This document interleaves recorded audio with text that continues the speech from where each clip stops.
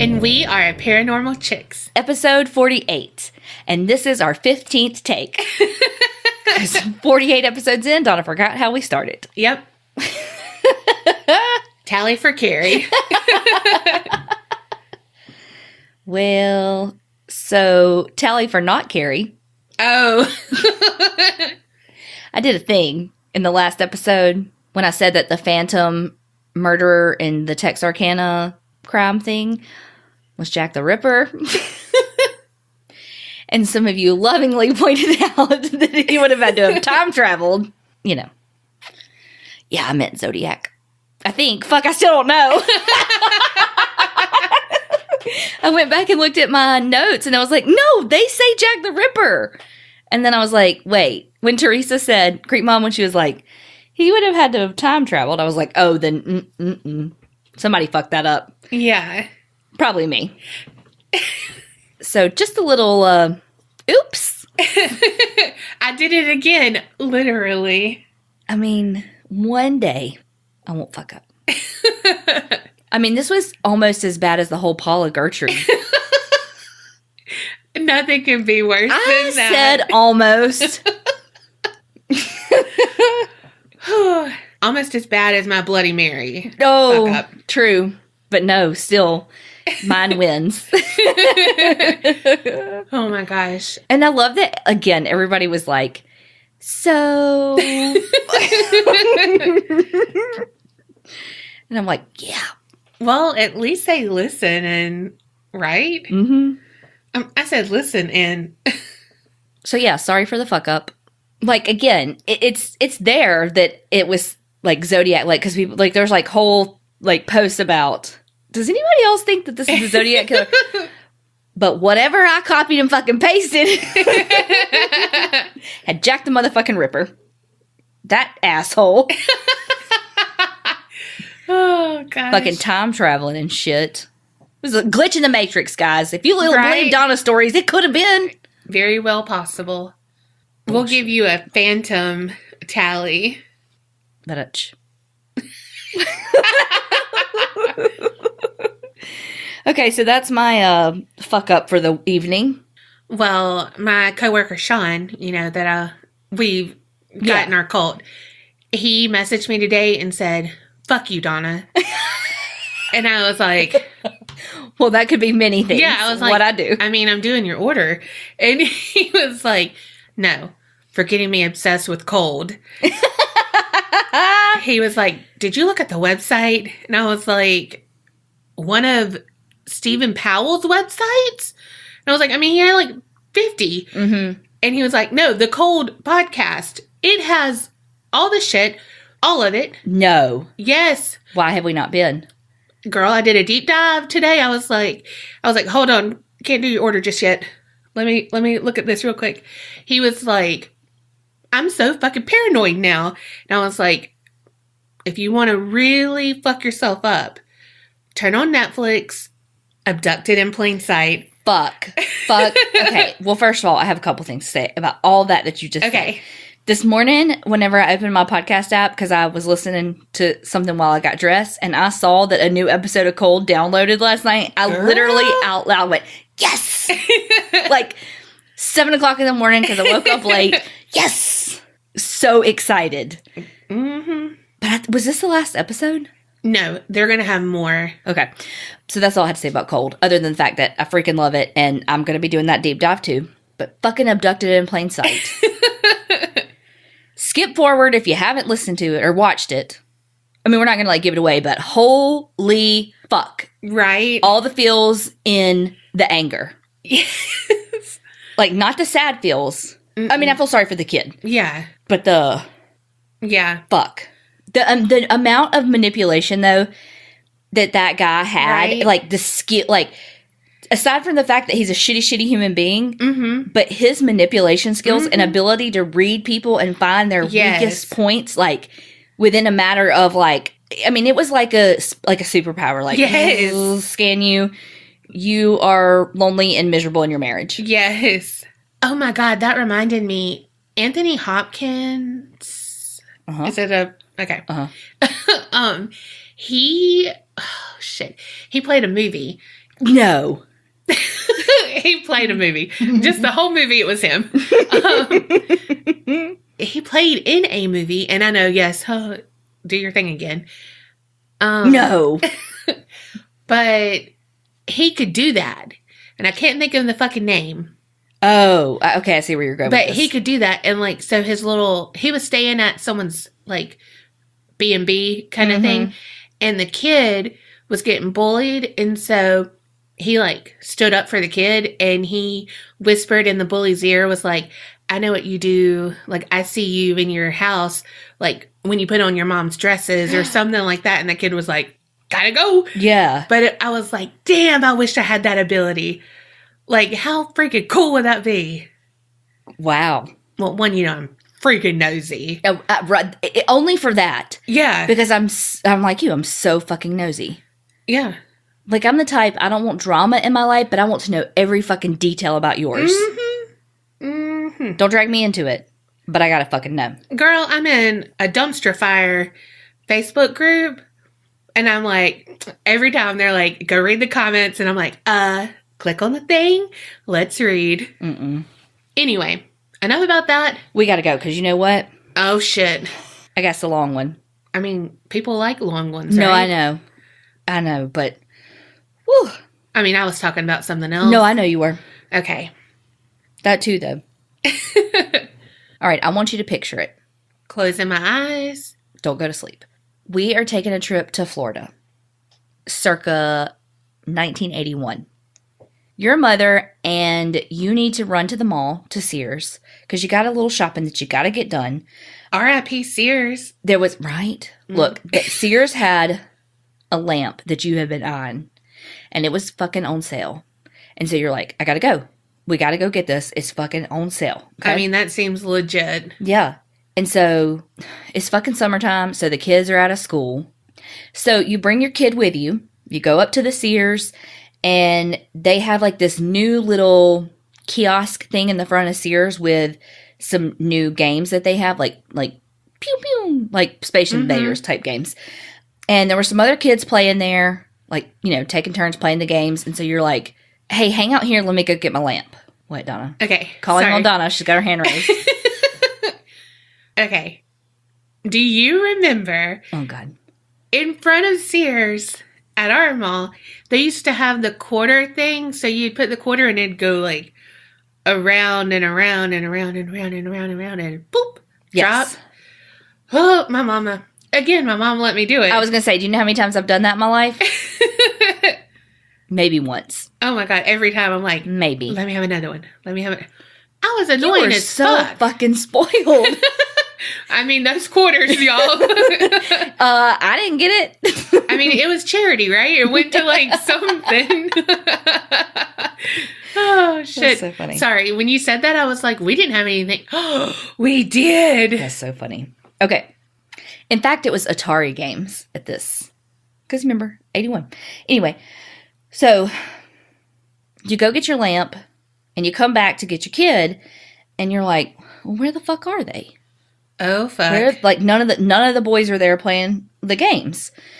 And so you go find the store manager and he says, well, the kids had gotten in a little scuffle. And so they kicked them all out of the store. Well, when the security guard kicked him out of the store, he asked the older boys if their parents were there, and they said they weren't. And so they were like, okay, then you got to go. And your kid's a little shy and doesn't want to say, well, my mom's here. Yeah. And so he kind of gets shuffled out with the older boys. So since he doesn't know the older boys leave your son to his own devices out in front of the store. And you now are no longer able to find him. You search the toy department.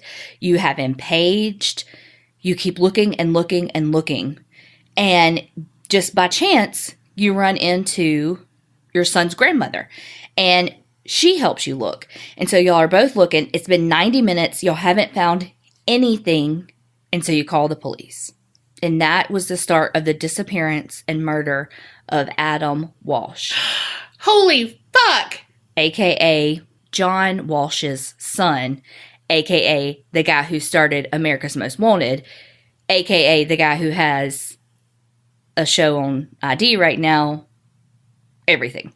Oh, my gosh. Yes. So Adam was with his mom, and I heard her name pronounced a couple of different ways, but Reve is what I think it is.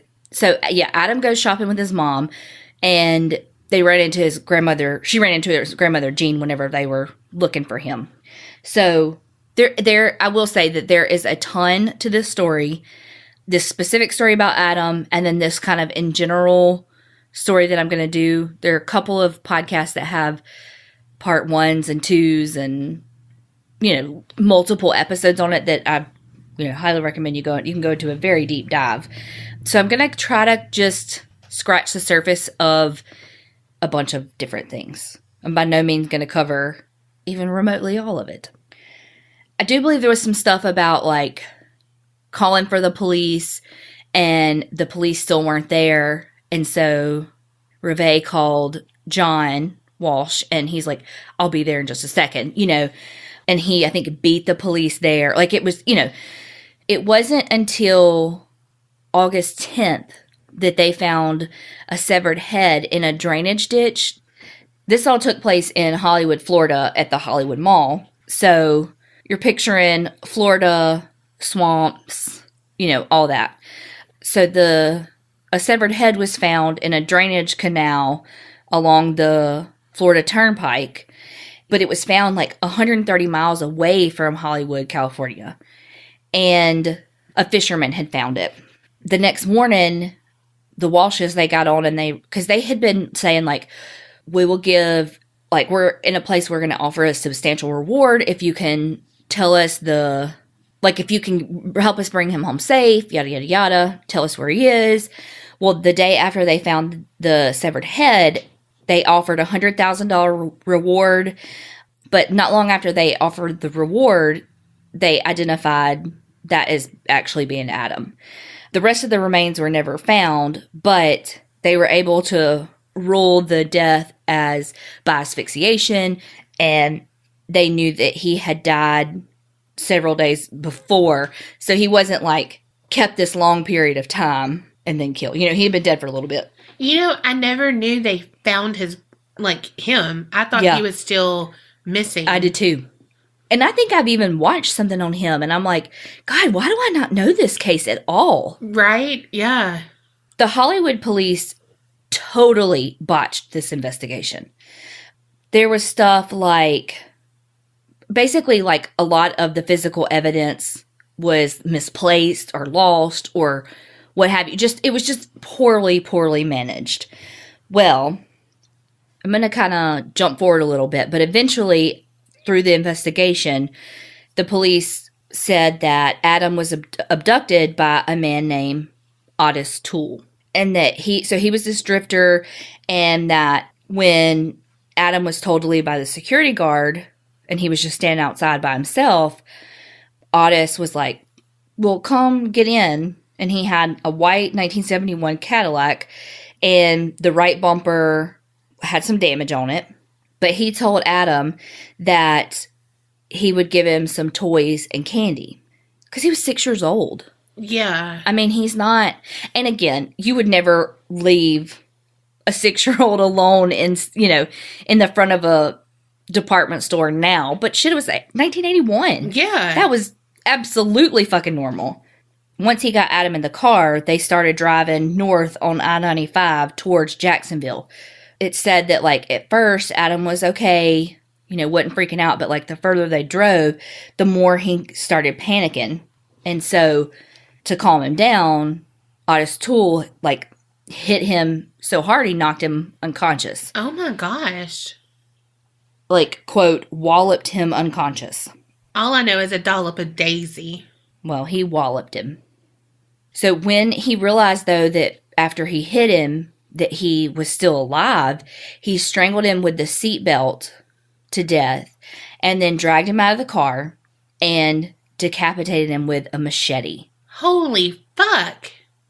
Why still a kid? Well, okay, he said that he wanted to make him his adopted son, but I don't buy that. No, absolutely fucking not. I think that he probably took him to sexually assault him. Or sell him. And when Adam started freaking out and he hit him, he thought he hit him so hard it killed him. And then when he realized he wasn't dead, he was like, well, shit, now I gotta do it. Yeah.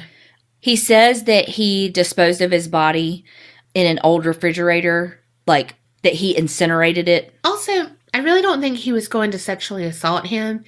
I feel more like, well, I don't know, because I don't know his backstory yet.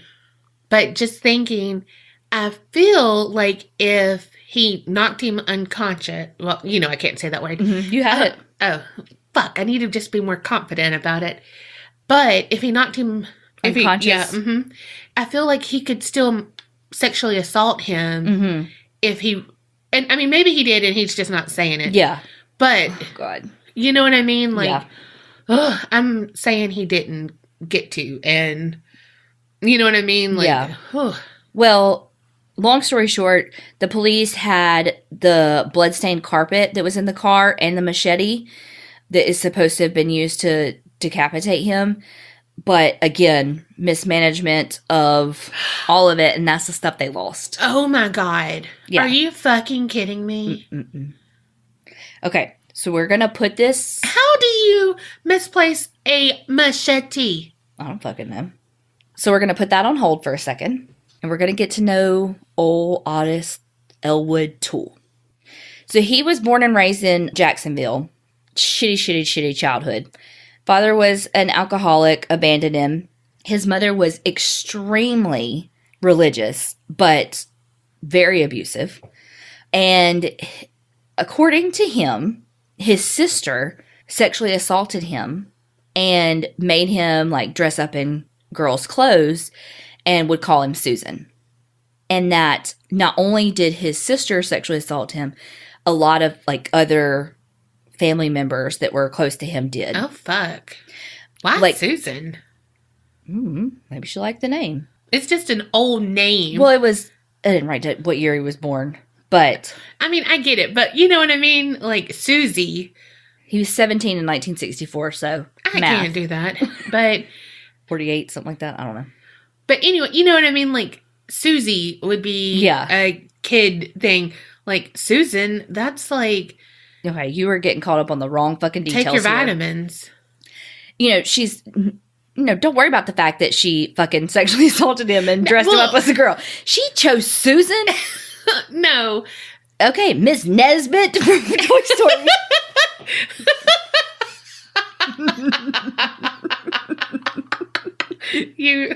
Oh, that's funny.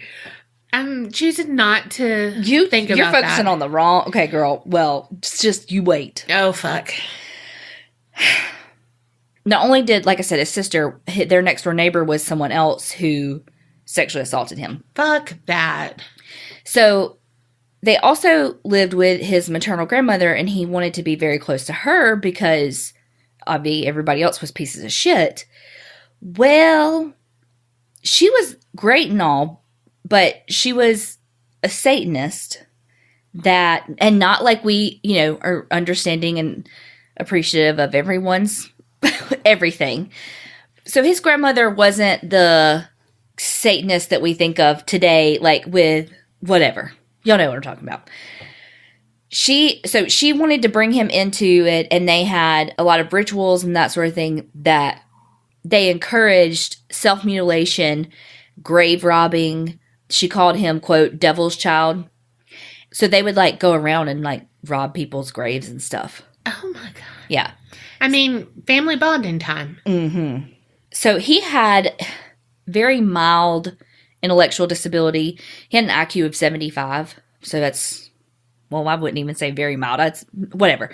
He had an intellectual disability. Okay. He also had epilepsy. So he'd have those big old grand mal seizures, like what you think of when you think of somebody having a seizure. And so, again, he had it rough.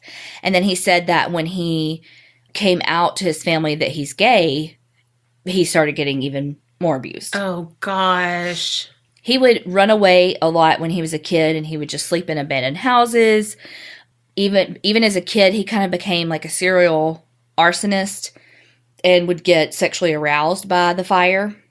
He said that when he was 5 years old, his dad's friend came over, and his dad, like, took them both in a room, and his father, like, made him have sex with his friend, his dad's friend. So, like, he's 5, and the other guy's a fucking adult.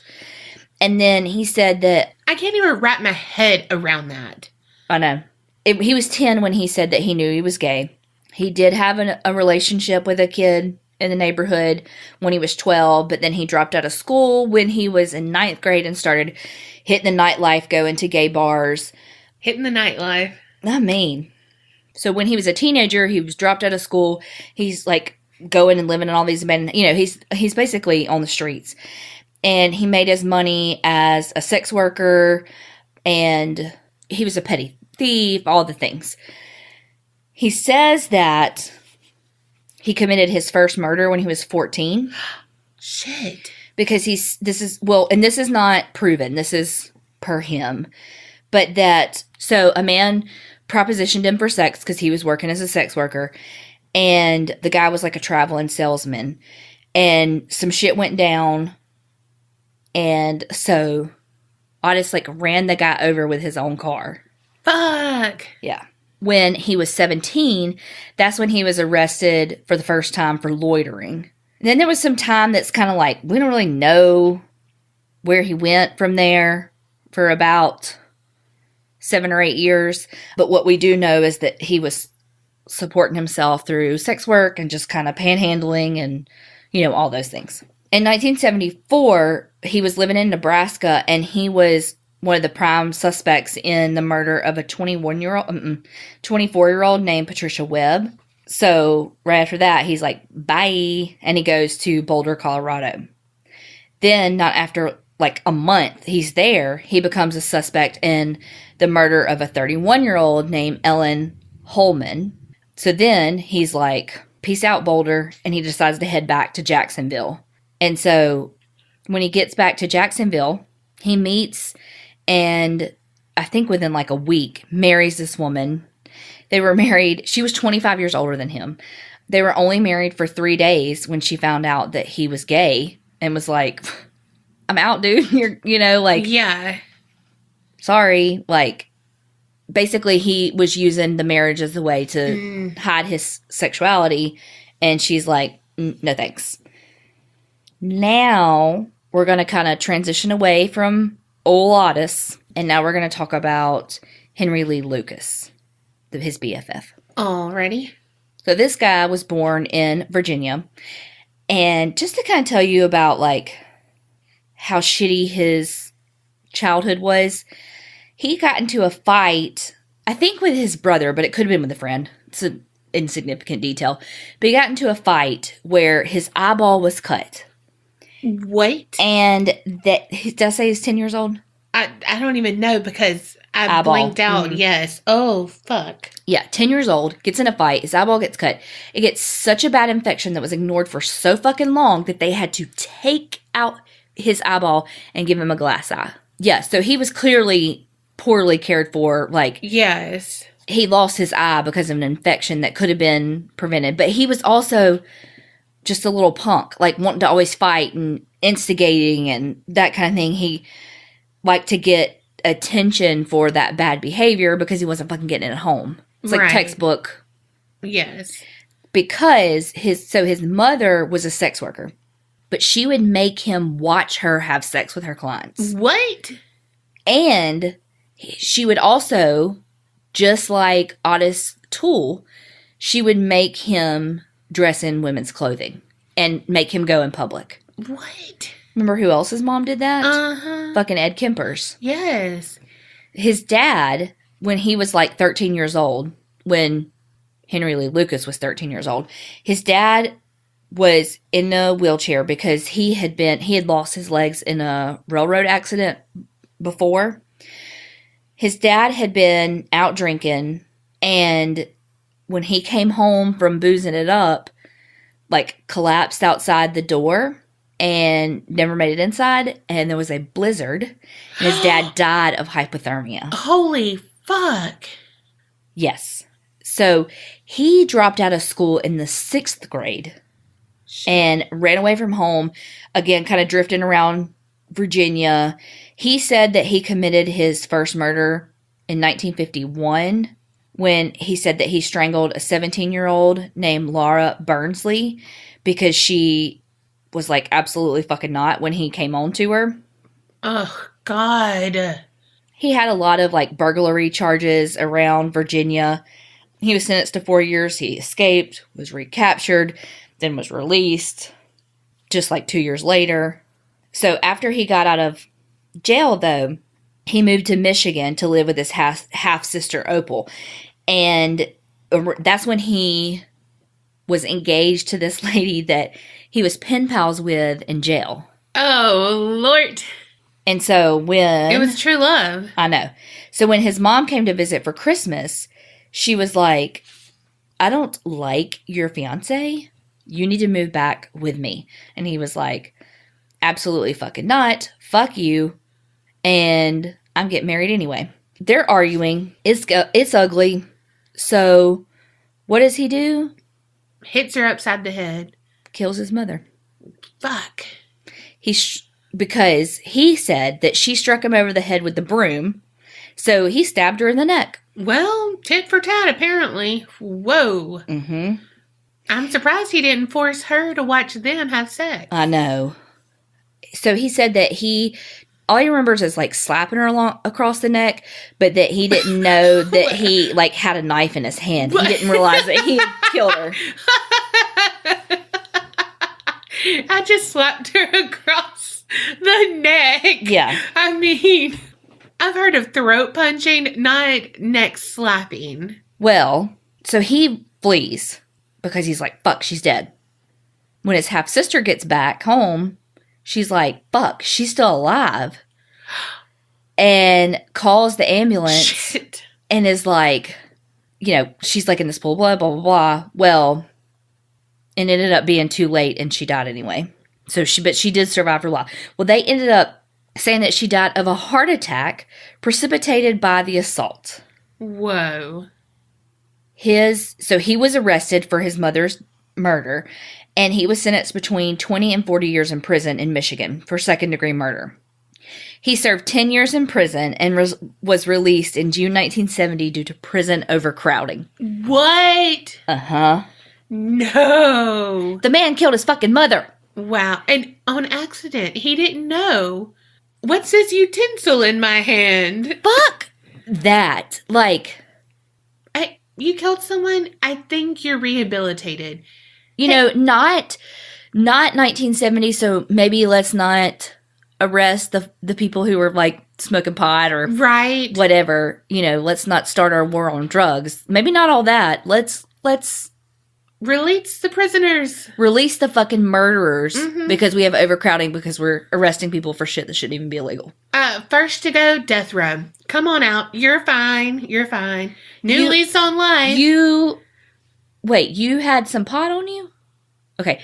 You robbed what? No, not you either. You killed... Who'd you kill? Your mom? Okay, come on. You can come with me. Yeah. Are you fucking kidding me? Oh my God. So, which I still feel that's not the overcrowding, but that happens today too. Like, yeah, railroad them for drugs, like petty drugs. Mm-hmm. Oh, you guys spend 20 years in here. Yes, and it's like 20 years for fucking weed. God, what was I watching? I think it was last night. It was something on ID or ID Forensic Files, something like that. And God, what was it? It was like the smallest, like the dumbest charge. And they got like 10 years in prison. And I remember thinking to myself, people who have murdered someone spend less time. Yes. And it was like, maybe they had meth on them. And I'm not saying that drugs are illegal and don't do illegal shit. Right. Not what I'm saying. Don't do illegal shit. Don't go to jail. But I'm talking about just the length of the sentence for having meth on them was the same as people get for murder. Yeah. And it just was like, whoa. Okay, but that could be a whole nother fucking podcast. Sorry. So flash forward about 6 years later, we're just going to start calling him Toole and Lucas, okay? Because Okay. I do not like Otis. Okay. Otis. It should be Otis. Okay, so we're flashing forward 6 years. They're both in Jacksonville at a soup kitchen, and they meet each other, and they're like, hey, let's have sex. And so they start having an affair, and they are best friends. They're best friends who have sex, and they're best friends who kill together. Oh, fuck. Okay, so there were a fuck ton of cases that I could have, we could have gone over and done, and so many. But basically, how it all fucking went down was in June of 1983, Lucas was arrested by Texas Rangers for unlawful possession of a firearm. And when he was arrested for that, he says that the police were terrible. They stripped him naked, denied him of cigarettes, denied him of bedding, held him in a cold cell, didn't allow him to contact his attorney, blah, blah, blah, blah, blah, blah. After 4 days, he confessed to a murder, and the investigators were like, okay, yeah, we think this one's genuine. And then he confessed to another murder, and then he just fucking started confessing to all kind of shit. And so that's when police figured out that he was partners with Toole and that they had done a lot of bad shit. So that's kind of how they figured out. So once Lucas started confessing, Toole got word of it because he was in jail for an arson incident for which he was sentenced to 20 years. So while he was sentenced for that 20-year arson thing, he starts confessing too. So he confessed to killing George Sonnenberg. And supposedly, George, he was 64 years old. And they had gotten, I think they were both in a boarding house. And I think there was a disagreement of some sort. And so Toole barricaded him into the boarding house and set it on fire. What the fuck? And so he ended up surviving. Oh my god! Like out of the immediate fire, but then a week later passed from his injuries. And so, like fucking Jack. I know, but the arson that he was in, he got the 20 years for, was not that. It was a whole nother thing. Okay. So while Toole's confessing to all that crap, you got Henry Lee Lucas arrested for the firearm thing. He starts talking. They both start talking. Everybody's talking.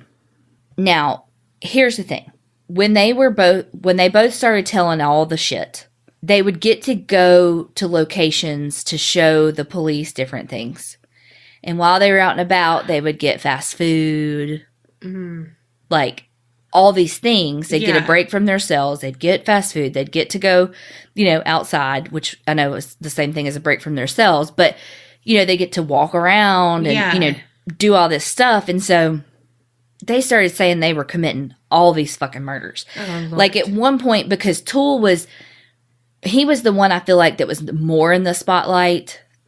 Neither one of them were very bright. Both of them had terrible upbringings. And so for the first time in their lives, they were getting all this attention.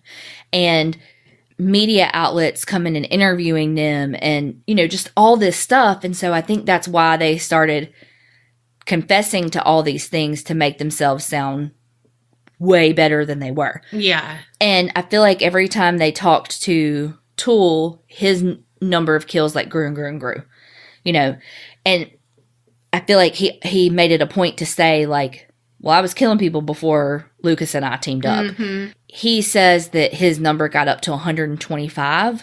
I'm thinking, in my professional opinion, that it's probably around the 5 or 10 mark, which is still a fuck ton. Yeah. But it's not 125. So at first, Henry Lee Lucas was the one that was talking about their stuff together. Toole was like, okay. Yeah, he's right. Started backing up his confessions. Okay. Toole was the first one to say that he had murdered Adam Walsh, though. and Henry Lee Lucas backed him up. And they had some stuff that, they had some details and stuff that, again, only the killers could have known. But one thing did say that the night before Toole confessed to Adam's murder, there was a TV special, like with like a made-for-TV movie about it. And so they're like, well, some of that could have come from that. But there still were some things like, well, when they took him, because he said that it was, because he had seen a couple of the crime scene photos that the police were like, well, what about this? What about that? And he had seen a photo with like the bridge where the head was found. Mm-hmm. But whenever they took him out, and they took him to like 3 or 4 places and he had to tell like where it was found, he picked the right one out. And they're like, well, he could have seen that bridge in the picture. So they were like, coulda, but really he did it. And like their locations, like a journalist had ruled out a lot of the homicides that they had confessed to based on where we know they were in the country at the time. And so like, they're like, I mean, because again, they were drifters. They would steal cars and they would drive them, and then like old cars. And as soon as the cars died, they would just like pull over on the side of the road where it died, leave it, and start hitchhiking or hop on a railroad or what have you. So they just made their way around the country. Yeah. And so there were times where it was like, yeah, we knew that they were committing a murder, let's say in Virginia, but they claimed that one, and they claimed one that happened in California that happened like at the exact same time. Yeah. You know, stuff like that. It's like, well, we know they did Virginia. There's no way they could have done California, kind of thing. Also, whenever I was watching this, I think it was called Serial Killers. It was on YouTube, and it was about them, and it just had like a picture of a really old car that was like, it was beaten up and just kind of pulled over in a parking lot kind of thing. And I was like, oh my God, how many cars have we seen like that could be them? I mean, obviously not because of the years, but like it could be somebody on the run that stole this car thinking nobody'd miss it, and then it broke down on them and they just ditched it and left. Gosh. You know, I don't know. It was just the image of that like B-roll film that I was like, God, that could be anything. It's so eye-opening. Yes. There were some things that said that Toole confessed to certain, like the George Sonnenberg murder, that he confessed to that so that he could get back to Jacksonville, like so he would get extradited back. Because they say that Toole and Lucas wanted to be in the same prison. So, because I mean, they're lovers, you know? Yeah. And so they could just live their lives in prison together. But he was, in April of 1984, found guilty of first-degree murder and sentenced to death for that murder. And then, did I say for that murder like 3 times? Sorry. And then later that year, he was found guilty of a murder of a 19-year-old woman that he strangled to death. And he got another death sentence for that one. But later, when he was appealing, they both were commuted to life in prison. While he was in jail for those, though, he pled guilty to 4 more Jacksonville murders and received 4 additional life sentences. Damn. Yeah. I think that the thing that I have such a hard time with wrapping my head around with these murders, though, is that the victimology is weird. I feel like they bounced around. Like, they killed some women, and then, but yet they also killed men, but yet they also killed Adam, you know, and so it's just like, I don't know, like then because like one of the murders that they confessed to was an 18-year-old, his name was David Schallert, and he was a hitchhiker that they picked up around Pensacola, you know, and then, I don't know, just the victimology is just, it's just so all over the place, but I feel like so were they. Yeah, they killed just to kill, which helps me think that they did not sexually assault Adam. Well, yes, but here's the weird thing too, though. They just have such an interesting dynamic and lives because we know that they are both gay. I can't decide if they are bisexual because, you know, I understand that sexuality is fluid and that we can't put these binary terms and ideas on them. So I'm just trying to wrap my head around it because, so they were together. They also had other sexual partners that were men, but Toole got married to that woman, and then she ended up divorcing him because of his sexuality. But Lucas got married too. So I told you though, remember how we talked about that he had been the pen pal that he had? Yeah. So they ended up getting married, and they were married for 2 years until his stepdaughter said that he was sexually abusing her. Oh, fuck. And so fuck. That's when that relationship ended. You know, and so it's just like they have these relationships with women, and then they also abuse young girls. So I just can't figure out the pattern and all of that. Now, when Lucas and Toole became friends, Lucas became close with Toole's niece, Frida Becky Powell. She herself had an intellectual disability. After her mother and grandmother had died, she was put into a state shelter. And so Lucas convinced her to leave the system, because I think she was like 15, and come live with, like, come just travel the road, go over the road with them. So they were traveling together, went to work in California for this wealthy family and to take care of this 82-year-old lady. Well, her name was Kate Rich. Well, Kate Rich's family kicked him out and failed them because they said, like, you're not doing your job, and they were writing checks out of the lady's account. And so they got kicked out. So then they ended up going to this place called House of Prayer. They thought they were married. They found him a job as a roofer, and they were like, okay, you can stay in this apartment on this commune. And so Lucas said that Becky had become more argumentative because she was homesick, and so she just left, just left him at this truck stop.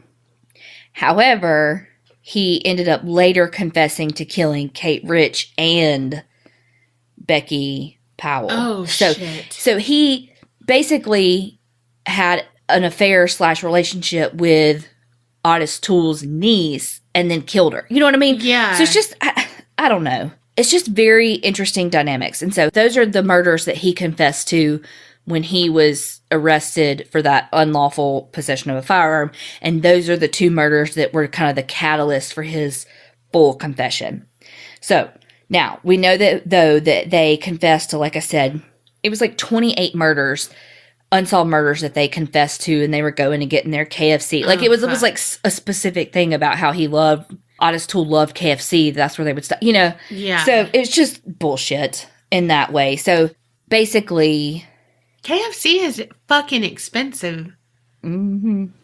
So Henry Lee Lucas was eventually convicted of 11 homicides, and he was sentenced to death for one unidentified woman that they named, quote, Orange Socks, because her body was found in Williamson County, Texas on Halloween of 1979. But there was a timesheet that said that he was in Jacksonville, Florida at the time. So, remember, this is in Texas. So George Bush commuted his death sentence to life in prison because they're really not sure. But he had all these other, but that's the one he was given the death penalty to. And so that's why it was commuted. But look, I'm going to show you this. This is a reconstruction of what she may have looked like when she was alive, because they don't know. That's why she's called Orange Socks, because they still don't know who she is. But it's like a reenactment, basically, a reenactment picture. Yeah. But they don't really know. I think they just have her body. I don't even really know that they have her head. God. But anyway. What breaks my heart about that, Orange Socks, it was Halloween, so she was just being festive and enjoying her life. I know. Lucas ended up dying at the age of 64 in prison from heart failure. And Otis Toole died from cirrhosis when he was 49. But we're not done yet, because there's more. some stuff even said that, like, their confessions went up to, like, 3,000 murder. It's just, there's just no way. But there is strong evidence pointing to that they really did kill Adam Walsh. And if you were to ask John Walsh who killed your son, he would say them. Like, he truly believes that, like, the case is closed. They truly believe that it was them. Yeah. And so if John Walsh believes it, I believe it. Oh, for sure. Okay. I do want to say, because I'm about to go into a conspiracy. Oh, fuck. Yeah. I do want to say, though, that I know that I missed some murders, like big ones. Like, of course, I'm spacing on the guy's name, but there was a sheriff whose father was murdered that, like, McDaniel was their last name. Like, I know that I'm missing some big pieces, but there's no way to cover it all. Yeah. I mostly wanted to cover Adam Walsh and just kind of their histories and talk a little bit about who they, again, trying to figure out like I said, the dynamics and their sexuality and how it impacted the victims that they chose. And, so I wonder how much of it was just circumstance. I don't know. I feel like the women, though, not all of them, but the ones I'm thinking about, his wife and the rich lady, they served a purpose. Oh, yeah. And then he was done with them, gone. It wasn't like... He was... Lucas. I think Lucas was more convenient. Like, he was more the con artist. And, like you said, used people... They were a means to an end. Yeah. Whereas, I think Toole was more the leader of the two. And he was the true, like, psychopath. He was the one that just killed. There was one thing that I listened to that was talking about for Toole when he barricaded George in there and caught the house on fire. He went across the street and watched it burn and masturbated watching it burn. Because it excited him. And then when he heard George screaming, he was able, like, to masturbate again. You know what I mean? And so it's just like... Yeah. Because, so his killings were very different, I think, than Luke. Lucas was just along for the ride. He was the con man who, like I said, his victims were a means to an end for him. Toole was a totally different ballgame, though. Yeah, Toole was a tool. So here's the conspiracy. Have you ever heard of the Hand of Death cult? No. I hadn't either. How did we miss? These are apparently huge things that how the fuck do we miss? Okay. Because we didn't know the Adam Walsh details, and we don't know this. Wait, what is it called again? Hand of Death cult. Okay. So there's a book called Hand of Death, and it's by Max Call. And in it, I'm going to kind of paraphrase. There's like a big old quote that talks about the things that Henry Lee Lucas talks about. But basically, there is a nationwide satanic cult that has a mobile paramilitary camp in the Florida Everglades that teaches the fine art of killing. And that Toole, his grandmother was a Satanist. Exactly. And that there were other trainings that you could go to that were about abductions and arson techniques. But do they teach you how to masturbate while lighting a house on fire? I mean, if it's what you're into, I'm sure they'd guide you. That's a specialty. That costs extra. That's so wrong. Okay, so according to Lucas, the first task he was given was that he had to murder one of the other students, quote, and it was... Their classes were overpopulated. Apparently. And, this is the quote. A young black homosexual who had betrayed his oath to the devil. And that he slit the man's throat. And later that same night, they performed a satanic ritual in which the dead man's heart was cut out, his blood was drained, and his body was dismembered. Holy fuck. Then all of the members drank his blood and ate pieces of his flesh. Okay. Hold, please. Then the rest of the remains were burned on an altar. And that there were several hundred students at the Hand of Death training from 6 different countries. Half of them were women. And the camp provided unlimited access to all kinds of drug taking, which was encouraged recreational activity. Okay. Skirt, go back to the eating altar thing. That sounds like a scene right out of Sabrina the Teenage Witch on Netflix. Like a witch has to offer herself up and then... Like the new thing? Yeah. The new one has that? Yeah. Well, this was way the fuck before that. No, I know. That's what I'm saying. Like, skirt, Sabrina. Like, you looking up in this conspiracy theory and being like, ooh, this is perfect. Yeah.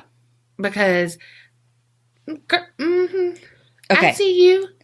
So. Also, sorry. Oh, my God. I'm sorry. Also, I think it's funny, not funny, but in a coinky-dink way,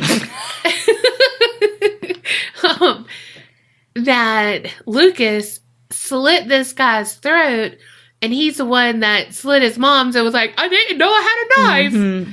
Like, oh, but you learned how to, whatever, but it's just funny, like. Yeah. So you're like, okay, well, these fucking fuckers are lying saying they got 3,000 kills, except they both told the exact same story, separate of one another. Like, not exact, but they told the same story, separate of one another's, in different prisons, to different interrogators, at different times. But, I mean, that could have been something they talked about and, like, fantasized. Wait, there's more. Okay. They said that they had met a guy who called himself. No, he didn't have multiple selves. Called himself Don Metric. And he invited them to come to Miami to do contract killing for the Hand of Death. And that Metric eventually told Lucas, like, okay, Toole and I have been working together for years. And he said that, like, at the time he felt manipulated, that, like, Toole had manipulated him into joining this cult that he was already in.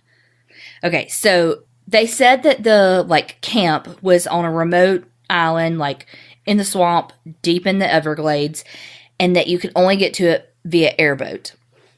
I mean, that sounds... legit. I mean, like... Well, I mean, that sounds like you grew up in Florida or... Louisiana, yes. For those of you who don't know, though, an airboat is the one that's a boat with, like, basically like a big old industrial fan on the tail end of it, because in the swamps it's so swampy and, like, has so much, like the marsh, like the plants and shit. You don't have to explain this because you know everybody been watching. You think the people up in fucking Sweden and... they know. They watch Swamp People, yeah. Yeah, they watched him, whatever. Well, anyway, so there's so much, like, plant life in the water that you can't have, like, a regular propeller on the boat because it'd get stuck. Mm-hmm. So they created these airboats that basically have, like, big-ass industrial fans on the back that propel the boat. Anyway, so the government, like, or the police take their helicopters up and they survey the land, which there was a picture I found online about it, too. But anyway, and they're like, there ain't nothing. Unless you go fucking underground for this shit, you know, there's nothing. So, of course, Lucas is like, Hand of Death has connections in the U.S. government, so they were tipped off in advance to hide.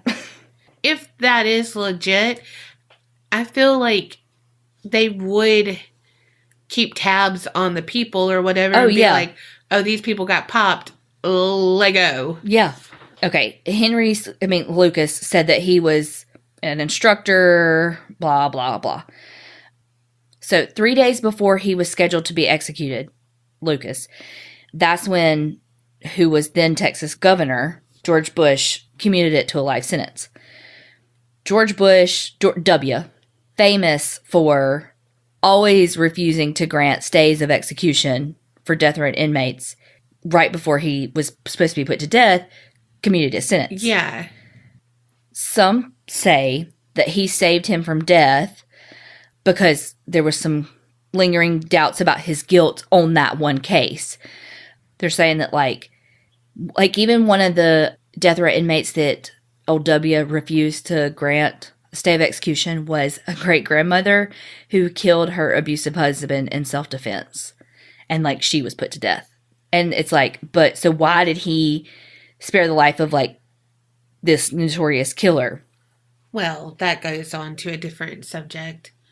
Well, that's weird. Not weird, but like, I mean, I can see the logic of why he commuted it because there wasn't a lot of evidence in that one case. But, so Toole was also sentenced to death in Florida. And his sentence was commuted to life in prison by then Governor Jeb Bush. So both of the Bushes commuted the sentences of these two killers. And so they're like, the Bushes are part of the hand, it's made to tell. I'm just kidding. The hand of death cult. I mean, why would they want to keep them alive, though? Like, they're no good to them in jail, so just kill them so they don't talk about the cult. Because you can always deny it because they're batshit. And if a higher up told them, don't kill them. Or if... But that's what I'm saying. Like, why would a higher up be like, oh, we got to save them? Because they... I don't know. Maybe they can do shit in prison. They can, like, carry out shit while they're in jail. I don't fucking know. I'm just saying it's a thing. Okay. I mean, I love a good conspiracy theory. And the Bush's baked beans thing, it is, but... Okay, so, but listen, though. There's a rumor that there's another serial killer that's in the hand of death cult. And it's Jeffrey Dahmer. Girl, if I thought I heard it, and I was like, if you say Jack the fucking Ripper, check your notes again, bitch. No. Okay. So, Jeffrey Dahmer. So, even though he was in Wisconsin when he was arrested in 1991, he was actually in Miami at the time that Adam Walsh was murdered. And so, some people say that they and... like, Lucas and O'Toole and Dahmer can all be placed at the Sears that Adam Walsh was abducted. How is Jeffrey Dahmer placed there? An eyewitness. Like, after Jeffrey Dahmer was famous? Well, I don't know. Okay, I'm sorry. Now, I don't question your shit. Well, run that back. I'm just trying to understand, like... Okay, next episode, please do Jeffrey Dahmer so we can pinpoint out of all his shit that you're going to talk about. Okay, and where was he at the Sears? Okay, but here's the thing. You know, Jeffrey Dahmer liked to eat people. Mm-hmm. Toole and Lucas like to eat people. Remember that? We just know from that altar thing? Yes, because hold please. When O'Toole and Lucas would talk together, like talk on the phone in prison, obviously they recorded their conversations.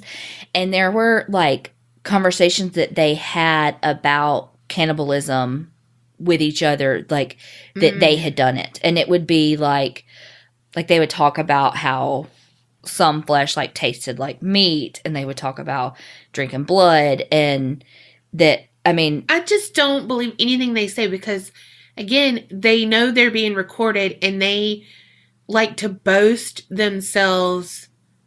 Whatever. You know, they like to toot their own horn and puff out their chest. So it's like they get off on that. So yeah, them being like, "Ooh, this is going to gross them out." Like, I will say though that they found, and I don't know, I can't tell you when they found it, like where they found this, but they found his handwritten a homemade barbecue or spaghetti sauce. And it includes tomato puree or paste. Tools. Okay. Tomato paste, garlic, jalapeno peppers, mushrooms, vinegar, and a cup of blood. And it's specifically for eating it, the barbecue, like on skin, on flesh. Okay. So, I mean, I don't know.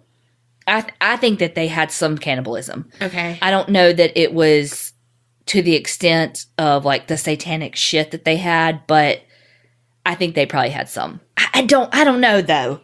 Maybe not. I just don't believe anything they say.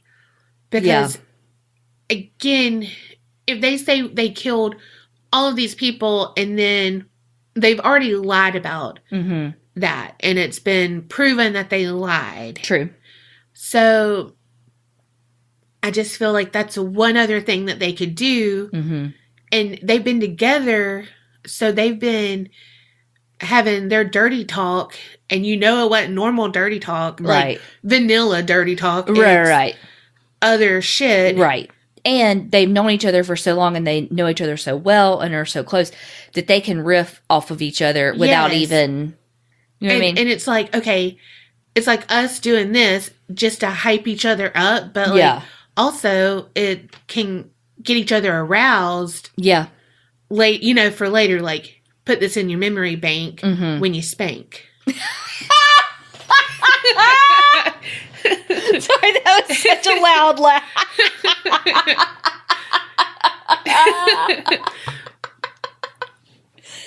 Oh, God. Sorry, that laugh is so loud.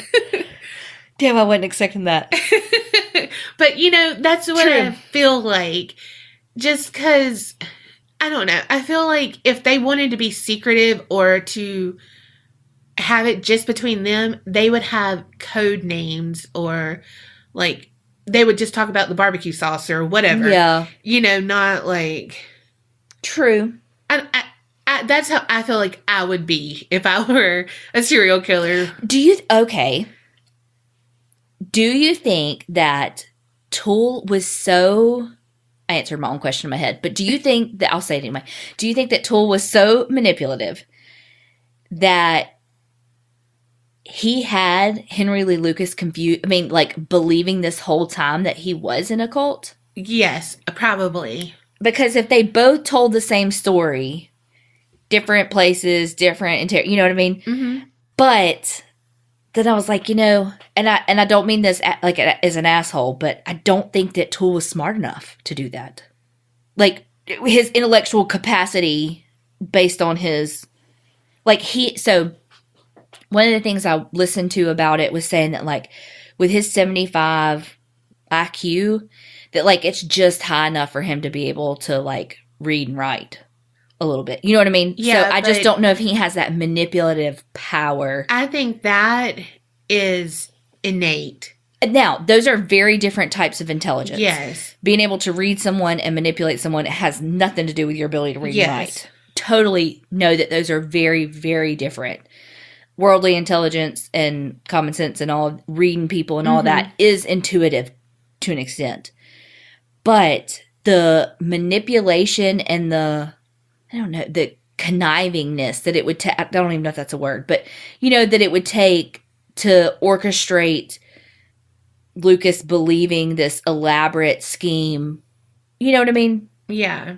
I don't think he has that capacity. Yeah. Do I think that he has plenty of intelligence to be able to, just like we talked about on Abducted in Plain Sight, being able to find the most, you know, your vulnerabilities and exploit them? Abso-fucking-lutely. Because that's intuition and that's, you know, just intuition. Yeah. But I don't think that he has the capacity. I don't have the capacity to be able to move the chess pieces in a way to make you think that you were part of a freaking cult. You know what I mean? Yeah. That made you kill. Well, I'm just thinking, also, we don't know if he really ever was there or Toole just told him so many things. And he had that guide be like, yeah, blah, blah, blah, about the thing. But he never went to this island or... Well, but he had this whole... And again, he was a liar, blah, blah. But Henry Lee Lucas had this whole, like, storyline about going, getting extra training in arson and kidnapping, and that... he was so skilled with the knife and how he slit that one guy's throat that I told you that they, like, drank his blood and all that. That he was so skilled in that they made him an instructor. And so some of that could have just been, like, the story getting bigger and bigger as he's telling it in that one setting. But he still had this grandiose storyline in his head that I'm not sure where it all came from. And if it came from one sitting and that he just is telling this story, or if it was something that Toole was able to corroborate and that they had, you know what I mean? It was like you said, a fantasy that they had. I really think Toole told him about this and, like, this is what you can specialize in. And with your abilities, you would be a teacher because you're so, precise with that knife and blah, blah, blah, blah, blah. You would totally be a teacher. And if you work hard enough, you can do this. And I swear I'm going to take you. And yeah, that's true. And like he can, and then be like, when I was there, we slit open this guy's throat and drank his blood and ate his, Yeah. You know what I mean? And like, so he's like, this is what happened when I was there. And he's getting him hyped. Yes. Being like, it's going to be so great. Yes. And then he's like, I'm going to just say I was in there too, because he feels like he's a part of it. Yeah. But hasn't really done it. So true. Because again, he's a follower. Mm-hmm. And Toole's a manipulator. Mm-hmm. Dang. Well, again. So I have my own conspiracy to the conspiracy. Yeah. I do think it is interesting. And again, it's one of those things that it's probably just a fucking coincidence that, with the bushes, but yeah, it is interesting. That one does make me raise my eyebrows. Now, with that being said about, I can't remember Toole's thing, but for Lucas though, I think that was the only case that he had been sentenced to death. And it was one that there's a good possibility that he wasn't actually in the state for. Yeah. And so it's like, ooh, we really can't kill him for that. You know what I mean? Right. Because he wasn't. Now, if he had been convicted of all these other ones that had the death penalty attached to it, well, he's going to get it either way. Again, regardless of how you feel about the death penalty, that's the law and those were his convictions. Yeah.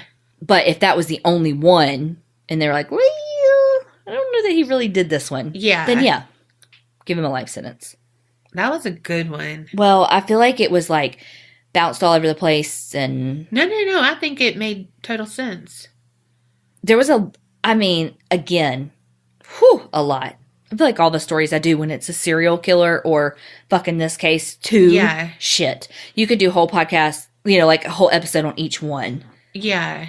And, oh God, there were a lot and they were really shitty human beings. They sound like it. And just like there's a lot of like recordings where you can listen to them talk and they're just, I don't know, like Toole was like, God, what do you say?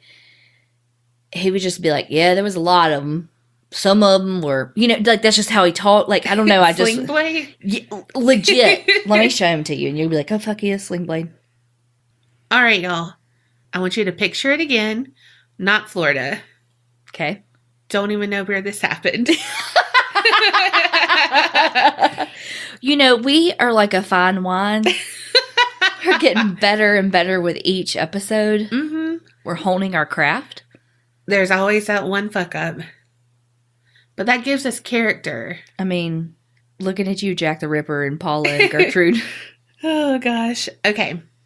All right. The year was 1970. Same time frame. Mm-hmm. There was a college student named Donna. Best fucking name ever. And she had a best friend named Kerri? No. It was Tiffany. No, I'm just kidding. Just kidding. And she was studying nursing. Definitely not you. Definitely not me. Be like, can't touch your eye, can't touch your blood, don't want to have needles, and you're coughing on me. Like, is that phlegm I just heard? Oh. Because suck that shit back in. Oh, God. See, I couldn't even say that. And be like, bleh. Literally, I think if I went one day, they would be like, ma'am, we're going to pay you not to come back. Be like, all right. Because, But, I've dissected a shark and a frog. Baby shark, doot, doot, doot, doot, doot. Yep. You know what? Speaking of annoying songs that get stuck in your head, you know what I haven't done in a long time? What? Pineapple Pen. Why the fuck did you have to do that? It came up today at work. Shit. And we have a student, she was like, don't sing that. That's going to get in my head. And I was like, I used to work that into every episode. And I was like, well, I think I only made 3, but. My God. That really does get stuck in my head. Mm-hmm. Anyway, okay. So she's not me. This was 1970 and she was studying nursing. Okay. I will say when I was typing this out and like I would reread it to make sure that, okay, this makes sense. Mm-hmm. And I'd be like, Donna, blah, blah, blah. And I was like, I'm going to sound like the stupid, your nephews talking in third person. Fucking kids these days. I guess I'm hip. Never mind. I'm cool. All right. Because she was such a great student, hard worker, that is like me. Her mom wanted to get her the perfect birthday gift. Did she go to class? Yeah. Okay. That's all I got to say. Not the same. I can't help it that they gave us a syllabus and they told us what the test was going to be on and when. That's all I got to do. I got to show up. Can't help it if I can study, like I can cram all this shit. You make up some little catchy songs, you good. And that's how I passed college. Also, I was in history classes, and so they had like a blue book. And it would be like open-ended things, so I can just bullshit my way through. You can, yes. And so it was like... Donna's a good writer, and so she can just... I mean, y'all heard Heapy and Jeepy. And so she can just like... But, yes, I mean, I might not know a lot, and then I just kind of go on a tangent. I mean, that's how Tangent Time was born. But, like, if it was multiple choice, I'm like, all right. This is good. Like, it's definitely one of these answers. That's good. However. Usually it is. Yeah. However, when I saw it was a blue book, one, I would have a freak out because I never had a blue book. And I'd be like, ooh. But I was like, oh, yeah. All right. Give it to me, Big Daddy. That's what she said in the dorm room. In the professor's office. Oh, shit. Okay. Just kidding. I'd be. Alrighty. What is a better gift than something that reminds you of something from your childhood? So her mom found the gift. It was a Raggedy Ann doll. Nope. From a hobby store. Sorry, Kelly. My sister loves Raggedy Ann dolls. So if you don't know, looking at you, younger listeners... A Raggedy Ann doll is, quote unquote, an adorable rag doll. She is cute. And she has a triangle nose and like just a mop of red yarn for hair. Well, Donna loved the gift. And the doll found a home on Donna's bed. How old was Donna? Did you say? She was a nursing student. Oh, yeah. Duh. That whole 20-minute conversation we had. You know, hey, she could have been Dookie Howser, so... Dookie? What's his name? Doogie. I never watched it. Like, I thought you just misspoke. No. You thought his name was Dookie? Was he, like, on permanent shit duty? Like, Dookie Howser? I mean, he was a shitty doctor. What can I say? He was a kid. Kids are shit. I mean, his name was Doogie then. What the fuck is that? Doogie's at least a real word. Here is where I need to tell you that she had a roommate named Angie, and she was also a nursing student. Well, within a few weeks, Donna noticed the doll seemed to move on her own.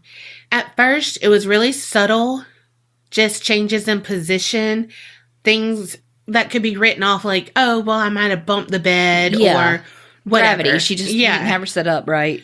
Yeah. And it always happened when Donna was out of the room. So, like, when she came back in, it's like, well, I might have done something on the way out, you know, whatever. Plausible deniability. Well, after it continued for a little bit, she was like, Angie's probably playing a joke on me. You know, like coming in to see... It's something me and you would do. Like, okay, I'm going to move just this much, see if she notices. So we can be like, you don't notice anything. Because that's our friendship. That sounds like something you would do. Okay. It is. And honestly, with Tiffany, that's who I would do it to because she didn't even notice the whole fucking barn got built like 2 years after. No, she's going to kill us. My favorite is... We drive by this house that's on the corner of Donna's road, and she said, oh, they're moving, because there was a U-Haul truck outside, and we were like, he works for U-Haul. That truck is there every fucking day. Every day, for years. And she goes, oh, they're moving. It was like, wait, what? And it was like, oh, a U-Haul truck. And it's not a moving truck. It's for like cars. It's for like a U-Haul employee. Yeah. Oh, shit. So freaking funny. I mean, I'm not even legit. They had been, because they built that house after you moved in. So it had been, I mean, legit a couple of years. Yeah. That they had been, I mean, every single day a U-Haul was there. And it's right on the corner that you have to turn at. I mean, you pass it from two different sides. Yes. Oh, Tiffany is like fuming right now. Oh, God, you know she We're is. going to get a voice message in a minute after she listens to this, y'all. But anyway, we just love picking with her because of that. All right, back to Donna and her doll. Well, the movement increased and it would have its legs crossed or the arms folded on her lap. Mm-hmm. And then shit got even more weird and it became fully mobile. No. Where the girls would leave the apartment and the doll's on Donna's bed. They'd return and the doll's on the couch. Nope. Also, if Donna left it on the couch, when she came back, the doll could be on her bed with the door shut. What? Yeah, so it's like, okay. Then they both became like genuinely freaked out at this point because they came back home. The doll was standing upright, leaning against a chair in the dining room as if it was mid-step when it heard the door open. This is not normal because it's basically a fabric doll with stuffing in it. Yeah, this is fucking Toy Story of nightmares. Yeah. Mrs. Nesbitt came back to life and she's a bitch. Yes, because they're not able to stand without assistance. Yes. And this one's like got the little leg bent, like, ugh. Mid-stride. It's not like it's like a hard plastic doll that can just stand there. Right. All right. So they had this friend, Lou. And I've read that Lou is Angie's fiance in like one source, but everything else said friend. So I just thought Lou was a girl. Oh, sorry. No. I mean, it could still be her fiance. Yeah. I mean, I don't know. Yeah. Well, he hated the doll. He had an intuition and knew. Mm-hmm. He was like, there is something deeply wrong with that doll. I did this quote. It said, but the girls were modern women and they didn't believe that. Modern women. Like, did you write that? Or you? No, I quoted okay. it. But it's just, they were women of science from like nursing. So that doesn't exist. Yeah. Yeah. But I just love that the women were modern women. Yeah. All right. But soon the doll's actions got even more strange. Donna began to find pieces of parchment paper in the house with messages written on it. Help us. And then on other parts, it would say help Lou. What? And the handwriting was of a small child's handwriting. Mm-mm. And it was in pencil. And so she didn't have any pencils? She didn't have a pencil. What? And she didn't have parchment paper. What? Yeah. So it's like, where the fuck is this coming from? The pencil guess was supposed to be funny. Like, my pencil guess was supposed to be funny. Like, to be so absurd. Mm-hmm. Like, of course she had a pencil. Right. Holy shit. Yeah. Apparently they do the, Sunday crosswords and pen. They're one of those she people. Oh, God. With their pineapple pen. Oh, fuck. Stepped right into that one. Oh, shit. So, Lou's like, it's a doll. I know this is from the doll. Like, look at all, like, Exhibit A, Exhibit B, see what I'm talking about. But the girls were like, wait, this is what I think happened. Someone got one of our keys, probably had it under a doormat, and they're like, they're just coming in and fucking with us. Mm-hmm. Because Lou's told them, shit's been happening. Like, this is all a prank. Yeah. That kind of thing. So, Donna and Angie became little amateur sleuths So they began marking windows and arranging carpets against the doors to reveal if they had any intruders when they were gone.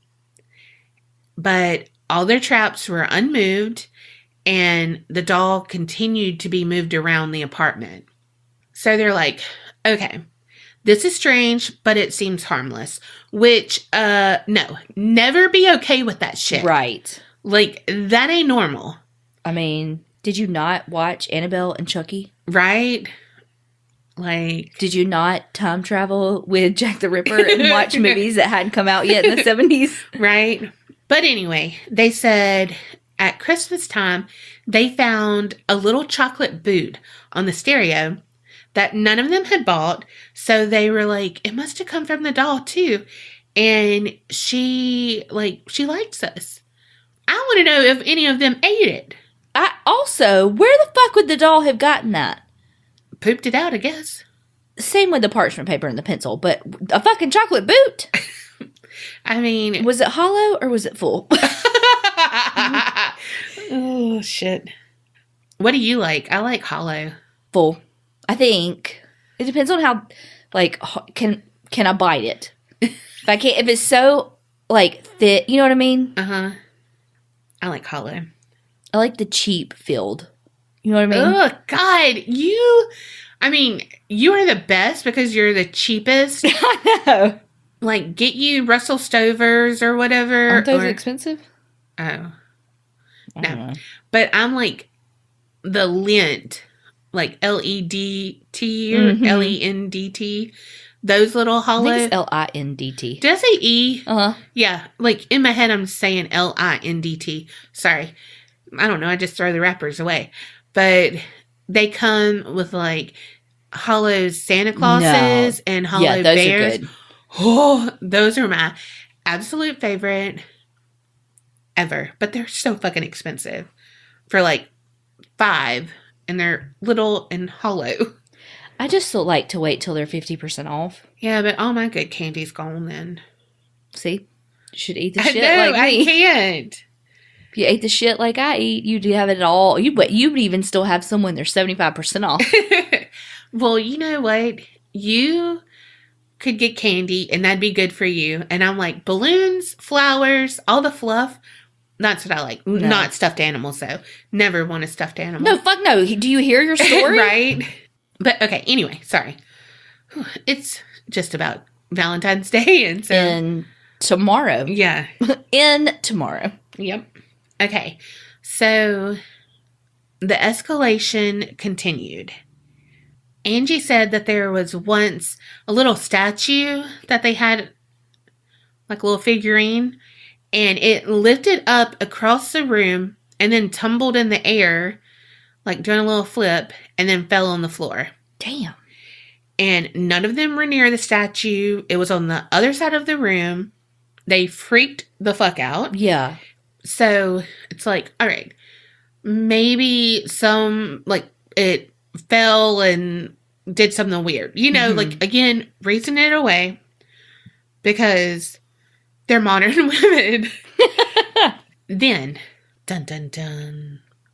One night, Donna returned home to find the doll on her bed, which wasn't new. But she knew this time was different.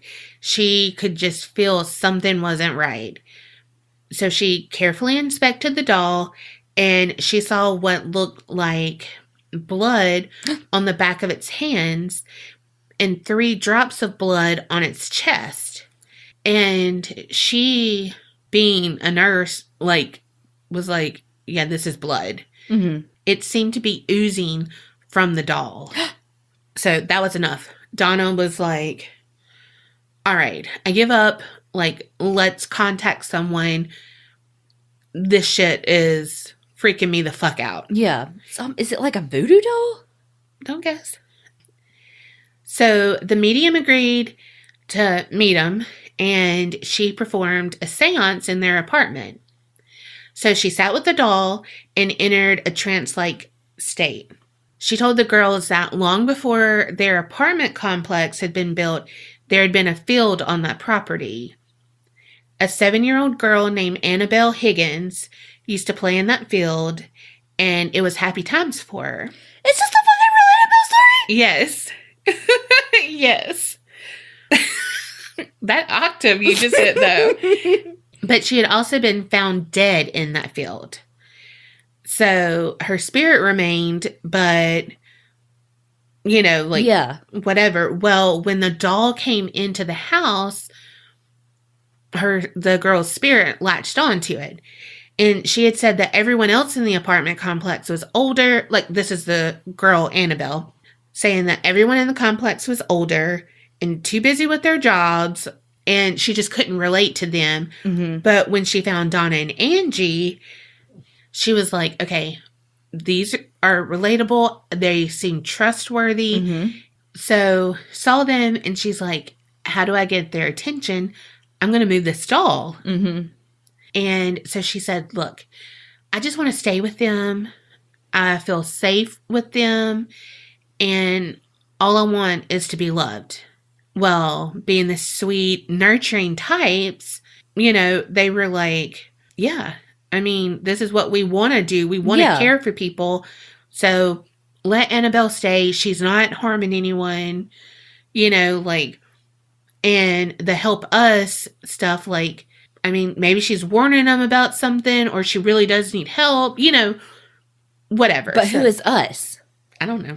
So Angie explained the logic later, and she said, it seemed harmless enough. We're nurses, you know, we see suffering every day. We had compassion. Anyway, we called the doll Annabelle from the time on. So Lou wasn't buying any of this. He was like, no, you still need to get rid of that doll. Like, now you know there's a spirit attached to it. Yeah. Whatever.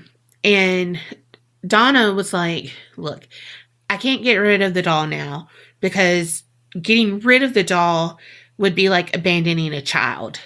Oh, okay. I mean, I get it. Yeah. I get it. And she's young, you know, and...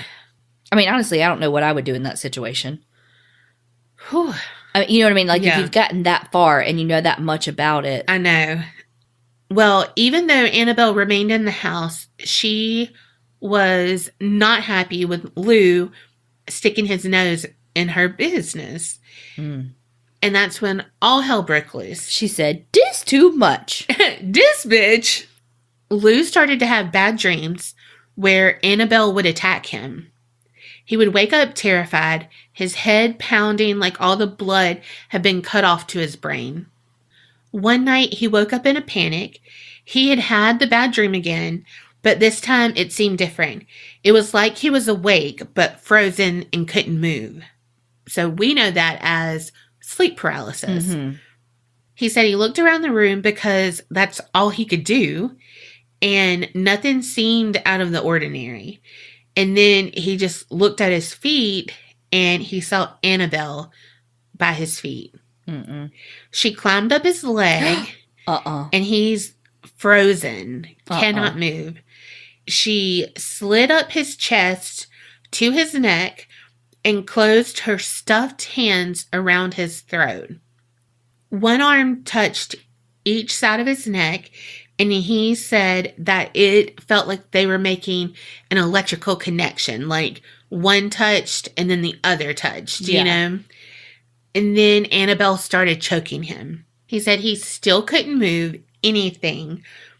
It was literally strangling him to death, and he couldn't help himself no matter how hard he tried.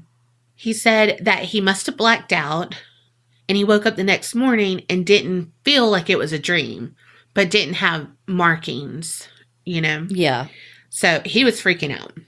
The next evening, he and Angie were hanging out, planning a road trip, and it was around 11 o'clock p.m. And they heard someone moving around in Donna's room. So they froze. Angie was scared it was a break-in, and Lou was scared it was a doll. But again, Angie's still thinking it has to be something tangible. Mm-hmm. You know, Lou crept over to the door, listening to the movement inside. When there was silence, he threw open the door and flipped on the light switch. and everything was as it should be, except Annabelle was off the bed and sitting in a corner, looking like she was haphazardly placed there. He approached the doll, and he said he was consumed with that feeling, like a burning on your neck, that someone was looking at you behind you. Mm-mm. So he spun around, cause still thinking, I mean, hell, it could have been an intruder, like maybe behind the door, something. So he spun around, and no one was in the room. Room was empty. And all of a sudden, he yelled and grabbed his chest because he felt pain there. Mm-mm. Angie said that she ran into the room, and when she got there, he was doubled over from the pain. Blood was all over his shirt, and he was shaking. So they went out to the living room, opened his shirt so she could see what's going on. And what they saw was a series of, claw marks. On his chest were 7 slices, 4 were horizontal, and 3 vertical. The marks were still burning and would radiate heat. And he said, I know Annabelle has done this. Mm-mm. Well, the weird claw marks began healing almost immediately later that night. In the next 2 days, they were gone completely. No scars or anything, and they were kind of deep. Yeah. They knew they needed help. So they turned to an Episcopalian priest, Father Hegan. He went and met with them, but felt like he wasn't qualified to deal with it himself. So he called Father Cook. And Cook was like, we need demonologists. So enter Ed and Lorraine Warren. Ooh, your favorite. Mm-hmm. And they were famous for the Amityville horror at this time. Well, it didn't take the Warrens long to come to their conclusion. There was no ghost in this case. Ed told them, to begin with, there's no Annabelle. There never was. You were duped. However, we are dealing with the spirit here. The teleportation of the doll while you're out of the apartment, the appearance of the notes written on parchment, and the manifestation of the 3 symbolic drops of blood, plus the gestures that the doll made, are all meaningful. They tell me there was intent, which means there was an intelligence behind the activity. But ghost, human spirits, plain and simple, can't bring on the phenomena of this nature and intensity. They don't have the power. He said it was an inhuman spirit, aka a demon, attached to the doll. Nope, nope, nope, nope, nope. Ed also said that the doll isn't possessed. Demons don't possess things, only people. He said it was clinging to the doll and manipulating it in order to give the impression of a haunting. Ed went on to say, what has happened is something inhumane has taken over here, demonic. Ordinarily, people aren't bothered by inhumane demonic spirits unless they do something to bring the force into their lives. He said the first mistake was to give the doll recognition. That's the reason the spirit moved into the doll, to draw attention to itself. Once it had your attention, it exploited you. It simply brought you fear and even injury. Inhumane spirits enjoy inflicting pain because it's negative and they feed off of that negative energy. Your next mistake was calling in a medium. The demonic entity has to somehow get your permission to interfere with your life. Unfortunately, through your own free will, you gave that permission. Oh, God. When you said Annabelle can stay here. Shit. The Warren said that following Lou's attack, the demon's next move would be to exit Annabelle and enter one of them for the purpose of complete human possession. Mm-mm. And that would be followed almost inevitably by murder. Oh, shit. And they believed that the demon was set on taking Donna's soul. Mm-hmm. And then killing Lou. Mm-hmm. Ed said the reason why Lou was attacked because he didn't believe it was an innocent spirit. Mm-hmm. And so he was a threat to the demon's plan. So he had to be dealt with. And Ed said, had this happened a week later, Annabelle would have probably overpowered him and probably killed him. Shit. So they called Father Cook back to perform an exorcism on the apartment. The Warrens decided that the best course of action would be to invoke the power of an exorcism blessing to banish the negative entity, the demon, from the doll. Well, Ed said that the Episcopalian blessing differed from the Catholic rite of exorcism because it's a blessing of the home, and it's like a wordy 7-page document. Mm-hmm. And it's positive in nature. So rather than specifically expelling the evil entity from the home, mm-hmm. it's instead directed to fill the home with power of positive and of God, you know, to kind of like push the evil spirit out, but like not in a like brash and we're scared kind of way. Yeah, and not in like a brash manner. It's like, you can't exist here because we're not living on the negativity. We're not reacting that anymore. We're focusing on like love and light and all of that. Yeah. Following Father Cook's exorcism, Ed and Lorraine were like, I don't think she's banished from this doll yet. Like, I think it's doing good and like it's not going to be in the house, but this doll still needs more work. So they're like, look, we'll just take the doll. And Donna was like, good, I don't want her. So they put it in a bag and was about to leave. Well, Father Cook was like, look, don't take the highway or anything because we don't know what that doll is going to do, because now you're removing it from what the host it wanted, you know. They drove the back roads and the engine kept cutting out, the power steering kept failing, and even the brakes gave them trouble. Dang. So it got so bad that Ed opened the bag, sprinkled the doll with holy water, and the disturbances stopped enough that they made it home. Wow. Well, Ed left Annabelle next to his desk. Mm-mm. Right? No. Well, it began levitating. And it happened a couple of times, and then it just seemed to quit. Like, finally laying quiet. Uh-uh. But in a couple of weeks, Annabelle was back to her old tricks. And they claimed that they had locked Annabelle in the outer office building before setting out on a trip. Mm-hmm. When they returned home and opened the front door, they discovered that the doll was facing them, perched on Ed's recliner. Mm-hmm. Kind of like, like, y'all thought you could contain me, but you can't keep a girl down. Uh-uh. Well, then she started appearing in different rooms in the house, and they were like, look, she's ramping back up, you know. No. So they called in a Catholic priest to exorcise Annabelle. And the priest, his name was Father Jason Bradford. He didn't take it seriously. Like, he, you know, you get these two people and they're telling you all this stuff, and like, you're looking at a Raggedy Ann doll. This guy's probably used to seeing people possessed, not a little stuffed toy. So it's like clearly a kid's toy too. Yeah. So he picked up Annabelle and was like, you're just a doll. You can't hurt anyone.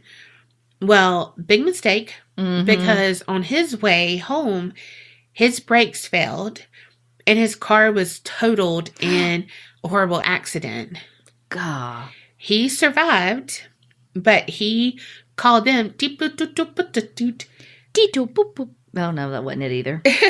and was like, y'all ain't gonna believe this. And they're like, yeah, we believe it because it happened to us. We told you. Like, damn. Yeah. So they're like, all right, Annabelle is way too dangerous. They built a specially sealed case for Annabelle. Mm-hmm. Saw that in the movie. Mm-hmm. Kind of like a glass coffin. Mm-hmm. And it's plastered with a sign that read, "Warning, positively do not open."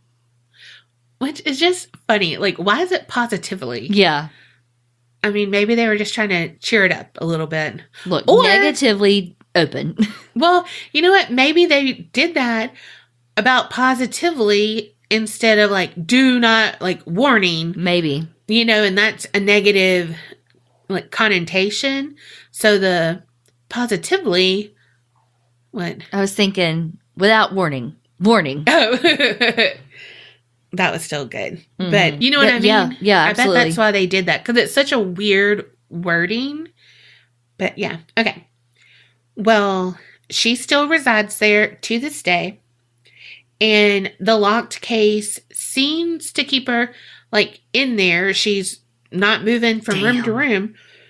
But she has been known to, like, shift in there. Mm-mm. And she's even been known to growl. Mm-mm. Mm-mm. Mm-mm. Yep. Eventually, the Warrens turned their collection, which included Annabelle, into an occult museum, which is open to the public. Well, Ed said one of the most disturbing times he's, like, been involved with was a young couple came in.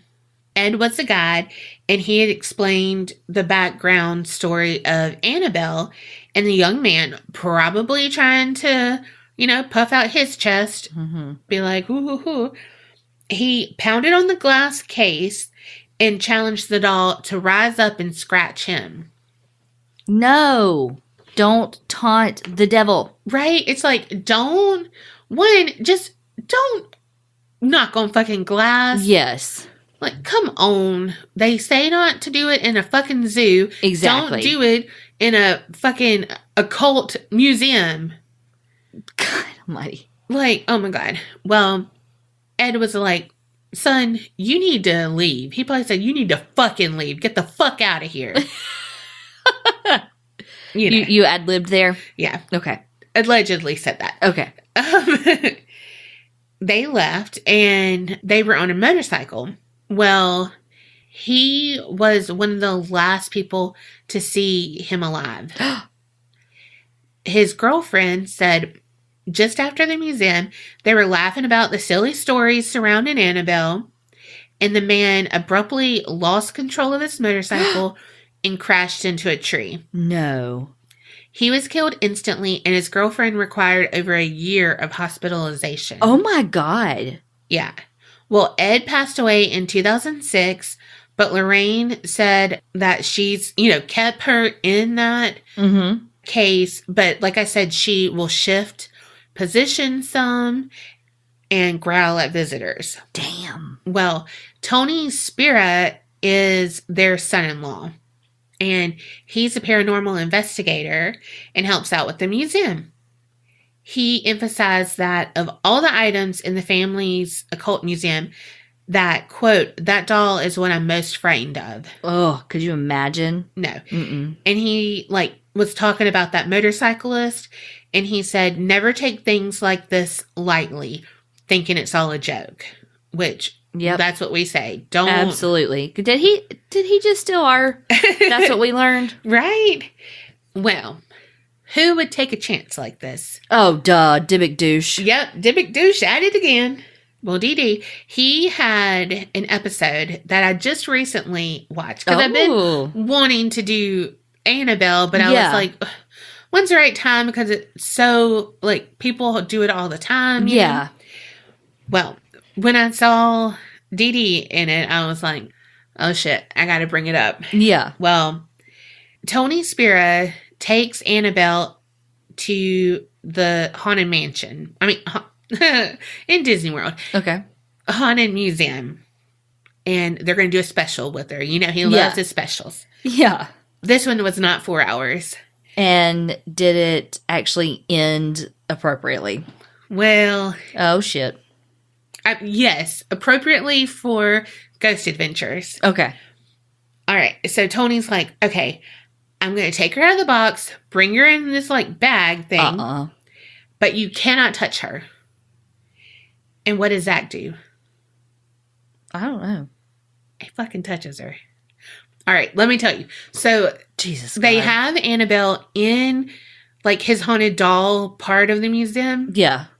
And she's in a chair, and they do some, like, EVP work. And it does say, like, listen. And he says, like, who do I listen to? And it says Annabelle. Oh, my God. And so he was like, look, that might not be her. It might be some of the haunted dolls around here being like, listen to her, you know? Yeah. So let's kind of isolate her. We'll put her on a chair in this middle of this room, you know, just to have her. Yeah. Well, then, God, I'm a terrible person because I don't remember. I think it's the SLS camera where it shows those little, like, I say they're dancing stick figures. Yes. Okay.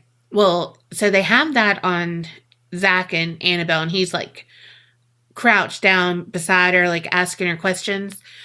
And they have the one that makes, like, the dictionary words. And she said a few things on there, like doll, and I think kill, and then it was like us. Just things like that. Well, while he's talking to her, one of the little dancing stick figures is over her, and then it's like a blurb with the stick figure between them, and then it goes into Zach. And so then it goes back out and then back into Annabelle. And they're like, whoa, blah, blah, blah. On cue, a dun, dun, dun. And Zach is, oh, he's feeling different. I was going to say, he's mad and he's possessed. Yeah. So he's like, she's talking to me. She wants me to touch her. She wants me to listen to her. And they're like, no, Zach, don't do it. And so Tony's in their little, like, nerve center. And he's like, 10-4, good buddy. Don't fucking touch her. No. I said don't touch her. Don't touch her. And he's like, she wants me to, Tony. And he's like, Hail Mary, mother. Right? Hail Mary, mother. Well, that's right. Yeah, Hail Mary, full of why are you so dumb? Right? So he's saying, like, say this. And Zach is like, I can't say it. I can't say it. She wants me to touch her. Well, so then, like, I think even Zach had on, like, fucking gloves or some shit. And so then he, like, came around. He might not have on gloves. I'm sorry. I would think I was making him more extra. Allegedly. Yeah. I mean, in my fantasy, he has on gloves on this thing so he could be more extra and, like, slyly pull one like, finger each off. And it's like, oh, God. You know, and they sparkle because he's got on Bedazzled. Ed Hardy limited edition. I swear I was just about to say. He's trying to get back in my good graces. Well, he is crouching down and they're like, do not touch her. You know, and they're like, Zach. And he's like, she just wants me to. She just wants me to. No. And they still have like the infrared camera and stuff on him. So they can see body heat and things. And they see him, like his handprint on Annabelle's leg because he touched her.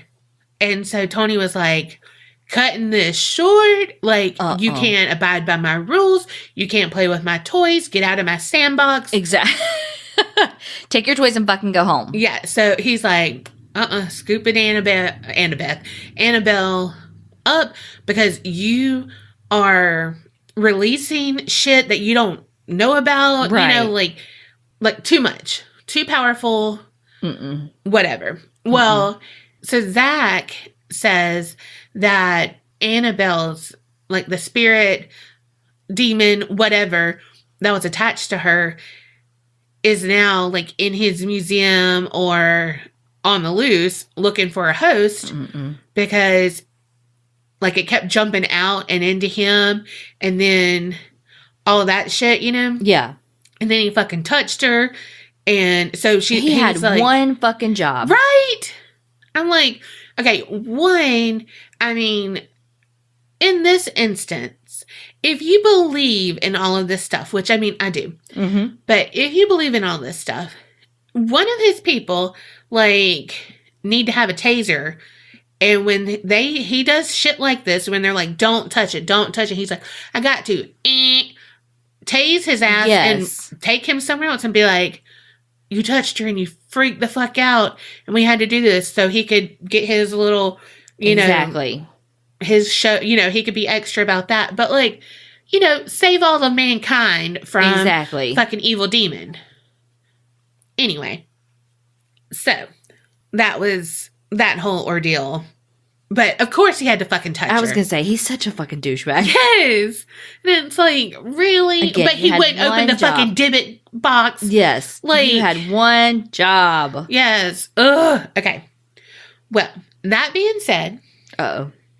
No one has ever come forward to say, hey, yeah, this happened and I'm Donna or I'm Angie or blah, blah, blah. Mm-hmm. Just the Warrens. And people, they love to do a deep dive. And the Warrens, they're always, it's like a black mark against them for, elaborating on shit. And so then it's like, did any of this shit happen? Well, in 1963, an episode of The Twilight Zone, there is a woman named Annabelle who gives her daughter a doll that comes to life and terrorizes the family. So people say they might have watched this and made it up. But I feel like 1963 and 1970, that's not a long time. So I feel like maybe they would be a little bit smarter. Yeah. And not be like, oh, okay, it's only been 7 years. People, like, I don't know. Yeah. So whether or not it's true, I will never challenge Annabelle. I don't want to be a witness or a victim of her power. No, absolutely fucking not. And that is the story of Annabelle. Nope. You can keep all these motherfucking dolls to yourself. And if Zach has his way, you better watch out.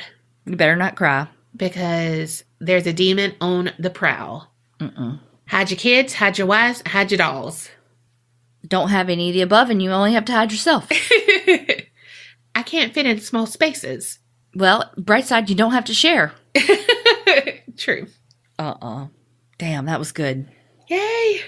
I was like, are you doing it? All right, what did we learn? To stay the fuck away from toys. Well, no. Not of the kind that we have. Yeah. No. Let's back that up. Okay. Stay away from dolls. Kids' toys. Yes. 18 and older. Have fun.